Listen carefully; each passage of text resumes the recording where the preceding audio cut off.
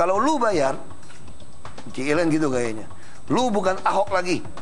Saya nggak pernah buka apa isinya, tapi itu saya tangkap itu uang, jadi saya dorong kembali, tolong dibawa pulang saja. Terus di pusaranya kamu tulis saja mati adalah keuntungan. Selamat malam, selamat datang di Mata Najwa. Saya Najwa Shihab, tuan rumah Mata Najwa. Karena Bung Hatta tidak korupsi, sampai mati dia tak bisa beli sepatu beli.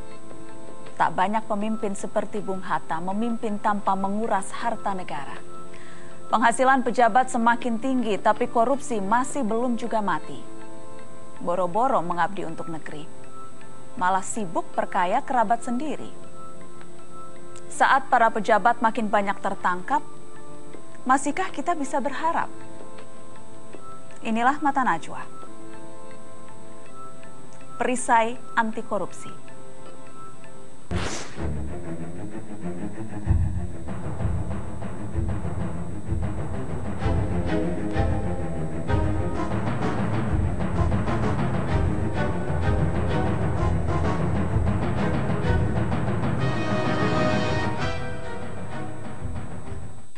Ia dikenal sebagai pribadi yang tanpa tedeng aling-aling mengawal aksi bersih-bersih di tubuh pemerintahan Provinsi DKI Jakarta.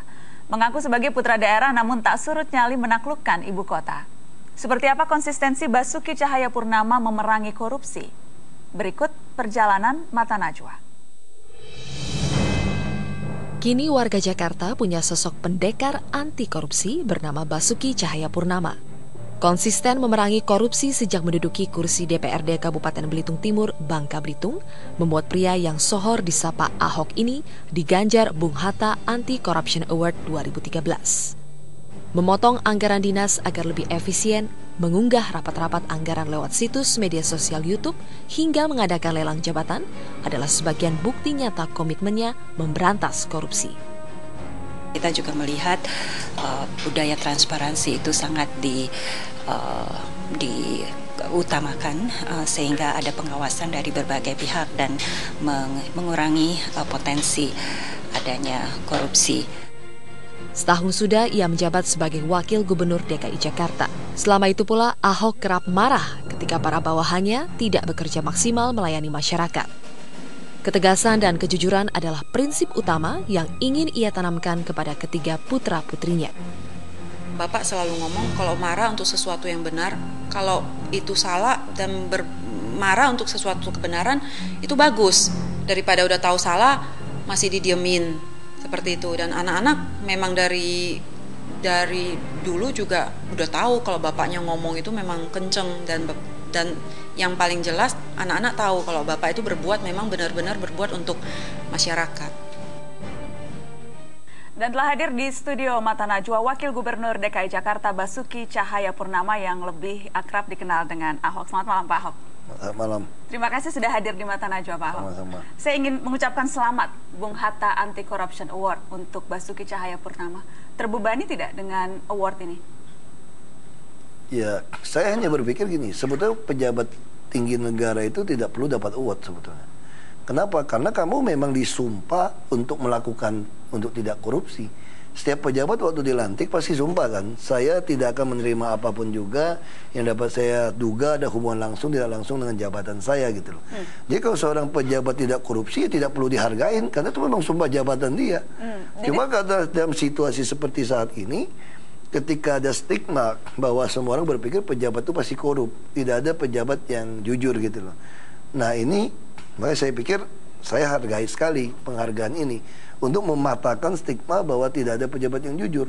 Nah sekarang kita buktikan ada pejabat yang jujur gitu loh. Dan Anda merasa berani dan kemudian ingin menunjukkan dada, sayalah pejabat yang jujur? Ya untuk memberikan contoh, bukan saya nantang, saya terpaksa harus jadi showcase. Tidak ada pilihan.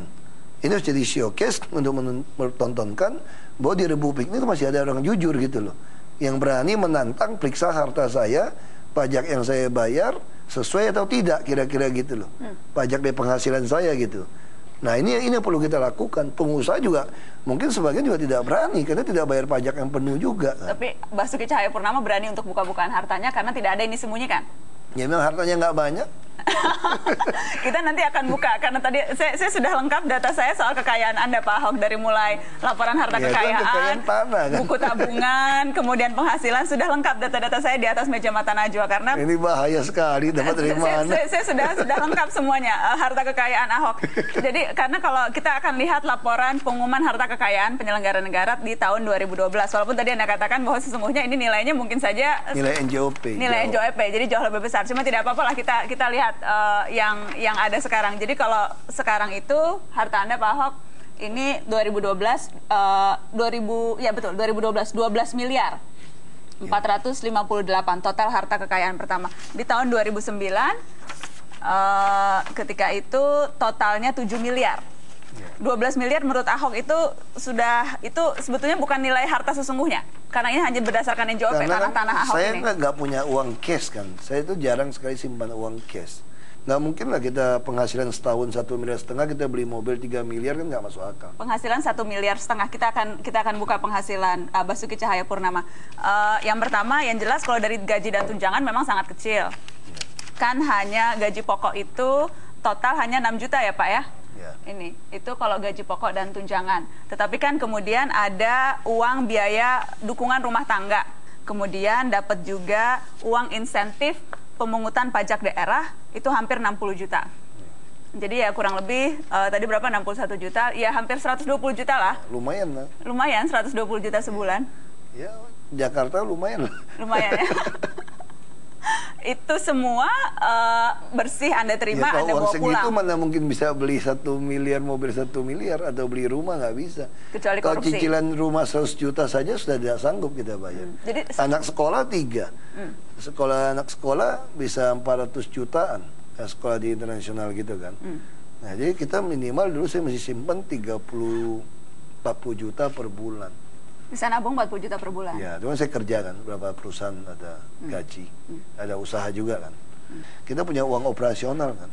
Uang operasionalnya banyak sekali nih kalau catatan saya Pak Ahok. Uang operasional untuk wakil gubernur itu bisa sampai 755 juta sebulan. Karena ada peraturan pemerintah, setiap daerah, kepala daerah boleh punya uang operasional maksimum 0,15% untuk daerah yang di atas 500 miliar PAD-nya dari penghasilan asli daerah.